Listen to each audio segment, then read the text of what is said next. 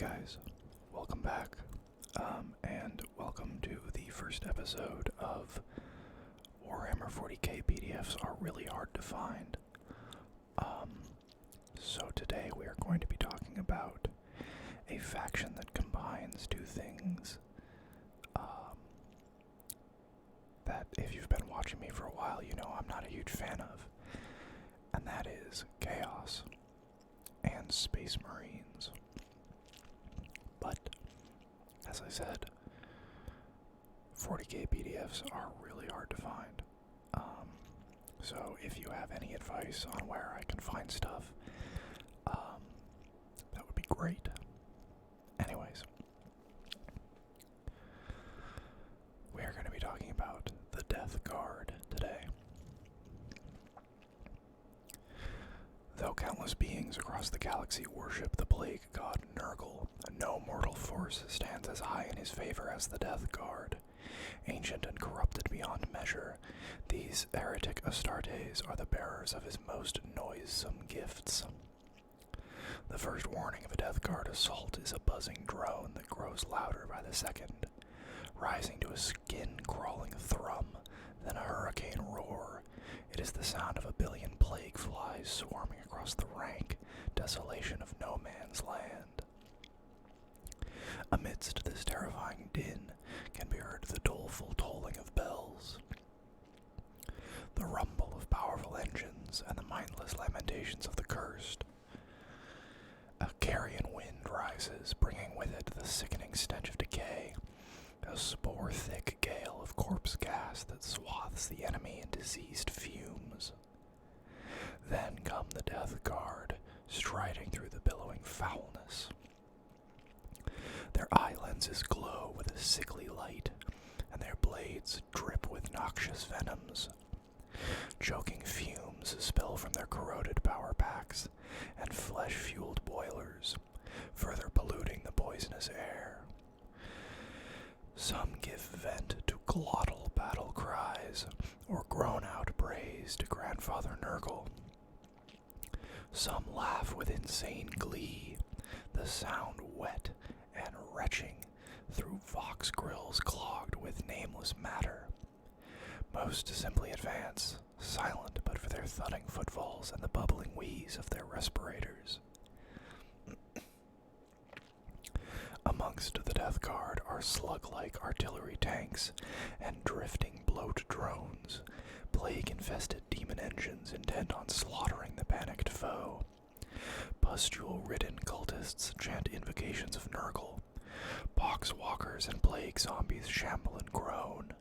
Noxious champions loom through the murk, horned helms held high, bodies seething with unholy power. Where the Death Guard walk, the ground rots to pestilent slime, while amidst the murk, cadaverous plague-bearers and bloated plague mites claw at the thin skin of reality, becoming more manifest by the moment. Frantic to drive off these grotesque specters of ruin, the enemy open fire as 1,000 maladies rot their flesh and poison their minds. The Death Guard advance through the savage firestorm, shrugging off punishment that would blast a column of battle tanks to scrap metal. Then they return fire with one crashing volley after another, saturating the enemy lines with diseased slime and infectious shrapnel, until nothing remains but oozing corpses. Vehicles rust in seconds, and brave warriors collapse as their skin bursts with pustules and crawls with demonic parasites. Amidst the horror, the sons of Mortarion move inexorably forward, lopping off heads and tearing out innards with their blades. Blight grenades detonate with meat-wet thuds, spraying virulent filth across the combatants, and bodies pile high as the point-blank ferocity of the Death Guard is unleashed. This torrent of revolting destruction overwhelms the enemy's strength and leaves their last dregs fleeing for their lives. Even escape is a false hope, for mere exposure to the Death Guard is enough to riddle these warriors with incurable plagues, and in their flight they do nothing but spread sickness and despair. So have the Death Guard conquered countless worlds in the Plague God's name. Their greatest strength lies in their infantry's inhuman resilience and relentless, crushing strength. On the offensive, they wear their enemies down like a wasting sickness, eroding their strength until nothing remains. In defense, they are immovable and impossible to overcome as a terminal malady. Waves of the foe wash against the rotted bulwarks of the Death Guard, but can never erode them. Supported by dark sorcery, noisome demon engines, and weapons as sickening as they are destructive, the Death Guard take pride in enduring the worst that their enemies can hurl at them, before annihilating their attackers utterly. They're dancing around that disgustingly resilient keyword there. Forget no insult, my sons, as I have never forgotten those of my father, of the Emperor, nor those of Horus.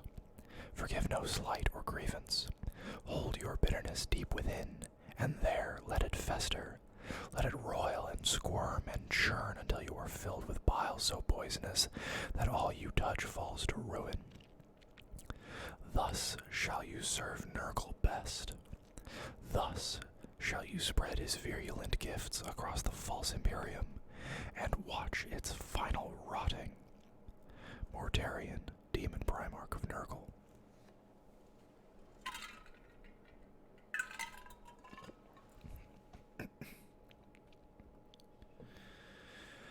It is not only the blades and bullets of the enemy that the Death Guard scorn.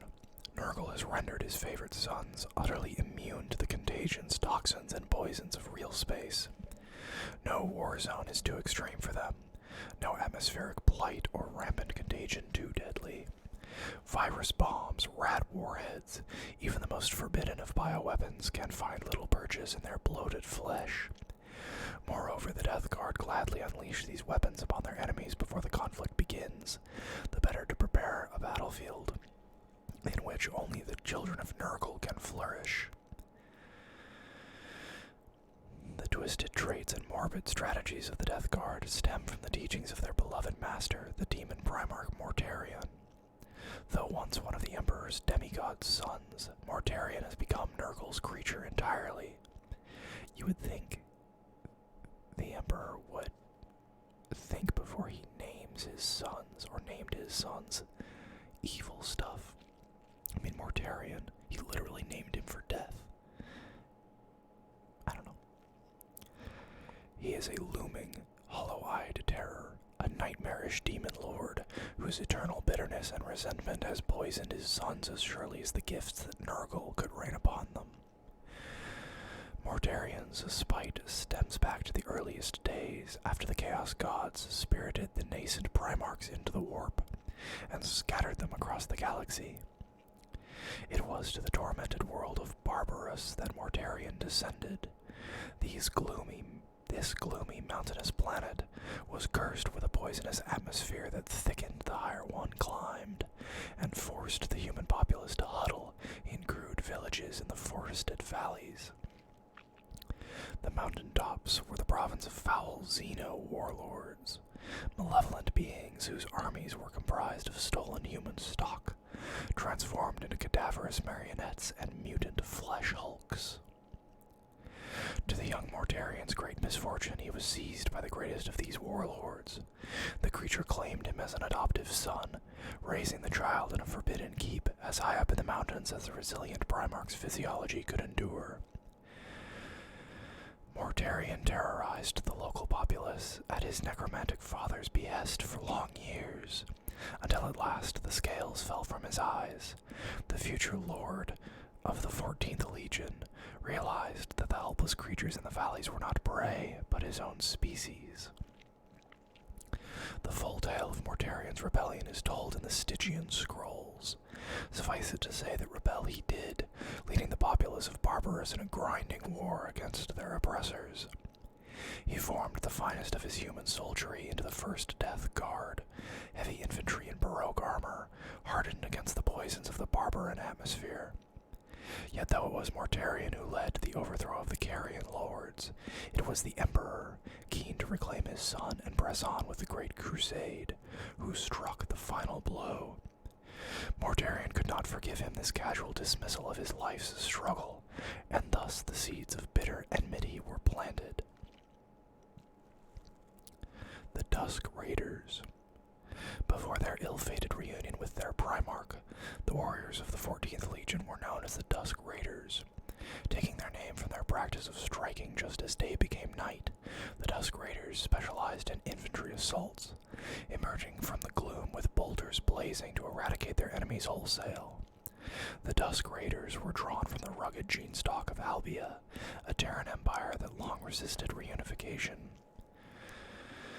Known for their tenacity and resilience, these Terran-born legionaries were relentless on the attack and stoic in defense. Their character was grim, loyal, and tirelessly determined, and they claimed countless worlds for the Great Crusade before at last they were reunited with their progenitor. On that day, the Dusk Raiders were no more. They became the Death Guard, and the 14th Legion took the first steps on the road to damnation.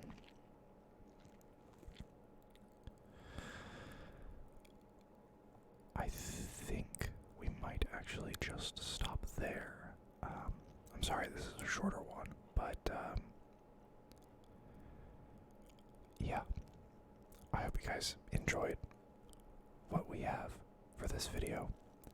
And please, if you have any suggestions for how I can